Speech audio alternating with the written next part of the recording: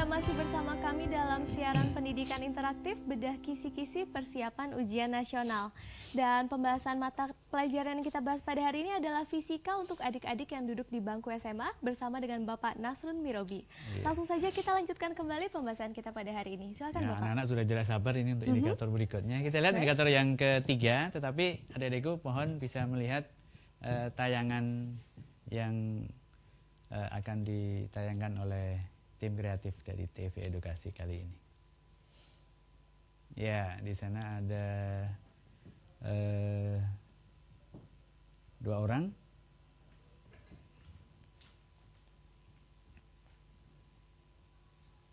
Saling memberikan gaya ya antara satu dengan yang lain. Nah, ini adalah penerapan dari hukum Newton yang ketiga, yaitu tentang aksi reaksi. Ya, kalau ada satu mendorong, maka dia akan bereaksi untuk mendapatkan dorongan yang berikutnya. Iya, seperti main-main ya. Enak kayaknya Mbak Nisa ya begini. Iya. Ini adalah hukum penerapan sekali lagi Newton yang ketiga. Gaya yang diberikan antara orang satu ke orang yang lain itu akan sama dengan gaya yang direaksikan oleh yang menerima gaya. Nah, di sini berkaitan dengan aksi reaksi. Dan tentu saja tayangan tadi berhubungan dengan indikator kita yang ketiga ya. Kedua sebenarnya. Nah, karena di sana adalah hukum Newton yang ketiga. Baik.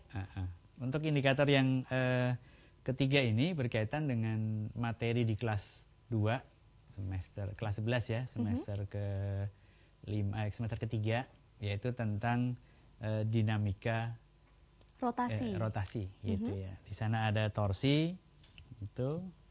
Kemudian ada momentum sudut, ya, ada momen inersia, ada titik berat.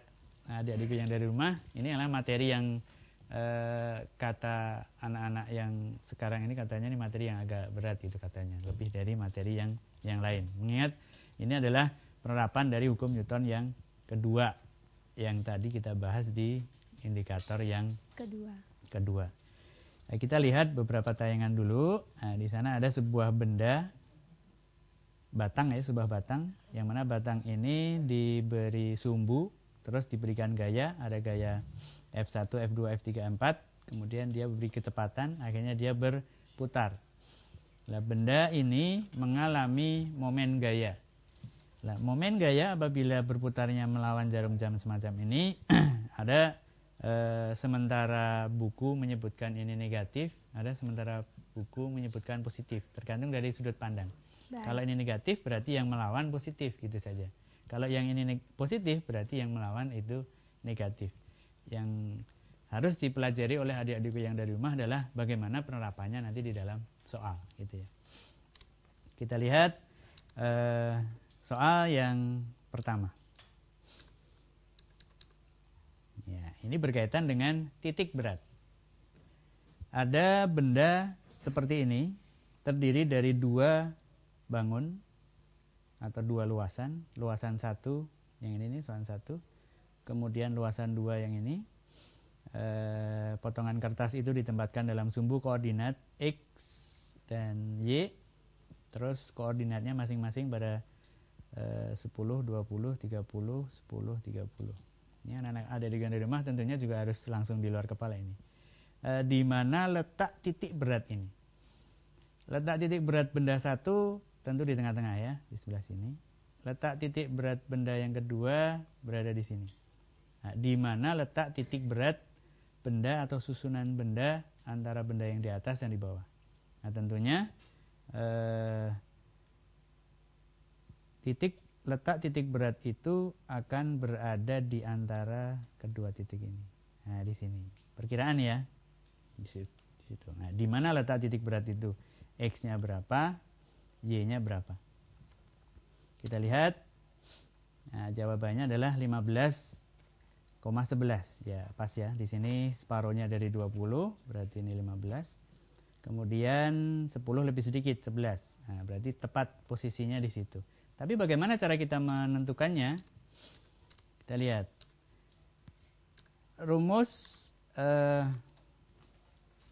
titik berat benda adalah gabungan dari benda-benda teratur bentuknya dengan rumus X-nya sigma A ke N kali X ke N dibagi dengan sigma A N. Atau Y sama, dan Y adalah sigma A ke N atau A ke berapa di situ nantinya ya. Kemudian Y N dibagi dengan sigma A N. Kita lihat. Ya. X-nya adalah A1 kali X1 ditambah A2 kali X2 dibagi dengan A1 plus A2. Y-nya adalah A1 kali Y1 ditambah A2 kali Y2 dibagi dengan A1 plus A2. X-nya kita masukkan, A-nya 300, X1-nya 15, kemudian ya, A2-nya 200, kemudian X2-nya ini, nah, A1 ditambah A2-nya 300 ditambah 200, sehingga ketemu 15. Kemudian Y-nya, A-nya 300, A1, A2-nya 200, X1-nya 5, Y1-nya 5, Y2-nya 20 ya benar, dibagi dengan 300 ditambah 200, sehingga mendapatkan nilai 11. Sehingga koordinatornya X, Y. X-nya 15, Y-nya 11. 11. Gitu. Baik. Letak titik beratnya. Ya, Gitu ya. saat ini sudah ada penanya melalui SMS Bapak. Oh ya? Dari nomor 0852 2905 sekian-sekian yang menanyakan sebuah truk bermasa 2000 kg dan melaju dengan kecepatan 36 km per jam berhenti menabrak sebuah pohon dalam waktu 0,4 detik. Berapa gaya rata-ratanya? Oh ya. Kita lihat dari sini aja ya. Kita lihat ada di rumah. Jadi ada sebuah truk. Saya gambar sketsa saja, truk kemudian bergerak terus menabrak ya. Ya. Menabrak sebuah pohon. Masa Kemudian truknya 2000 kg. Masa truknya 2000. Kecepatannya 36 km per jam. 36 km per jam. Oke. Menabraknya dalam waktu 0,4 detik. Ya, 0,4 detik. Jadi dia menabrak. Oh, mohon maaf, 0,1 detik, Bapak. 0,1 ya? Iya. Oke. 1 detik. Oke, apa? Jadi ini delta T-nya. Oke. Yang ditanya berapa F-nya? Gaya rata-ratanya. Oh iya, F. F itu sama dengan M kali A. Masanya ada ya? Gitu. A-nya dicari dari A sama dengan delta V per delta T. Nah, delta V-nya karena dia bergerak dari kecepatan 36 kemudian sampai 0,1 detik ini dia berhenti. Maka ini kita anggap V0.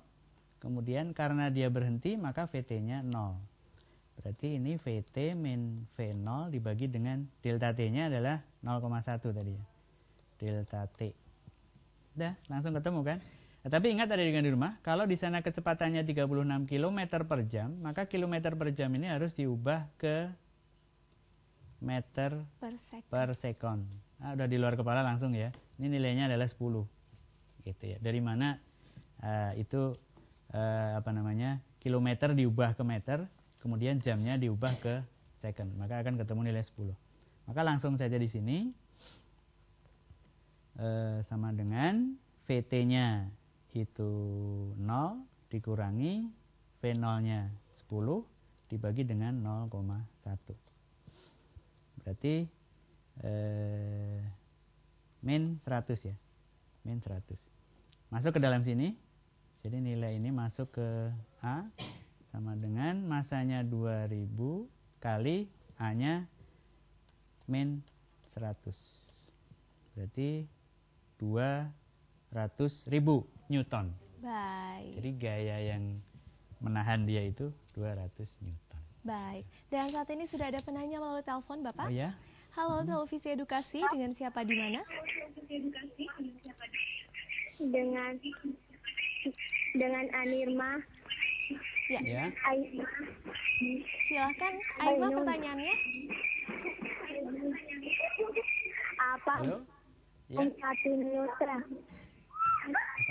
Ya, dapat diulangi kembali.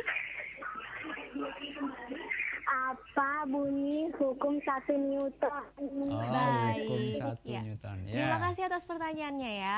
Pertanyaan yang bagus. Apa sebenarnya hukum 1 Bunyi Newton? hukum 1 itu Newton, ya. Jadi pernah mungkin adikku yang bertanya tadi naik bis kota atau naik sebuah bis, kemudian bis itu direm mendadak, apa yang akan terjadi pada kita? Tentunya kita akan terdorong ke depan. Pada saat bis itu bergerak secara tiba-tiba, maka kita akan terdorong ke belakang. Itu adalah penerapan hukum 1 Newton. Bunyinya, setiap benda yang apakah itu bergerak atau berhenti atau dengan kecepatan 0, maka dia akan mempertahankan geraknya. Jadi kalau mula-mula diam, diajak mau bergerak, dia nggak mau, maka seolah didorong ke belakang. Pada saat dia bergerak lurus beraturan, dia mempertahankan gerak itu. Kalau tiba-tiba dia berhenti, maka dia nggak mau, dia tetap berjalan ke depan. Jadi seolah-olah didorong dari belakang ke depan. Nah, itu. Baik, ya sangat jelas sekali.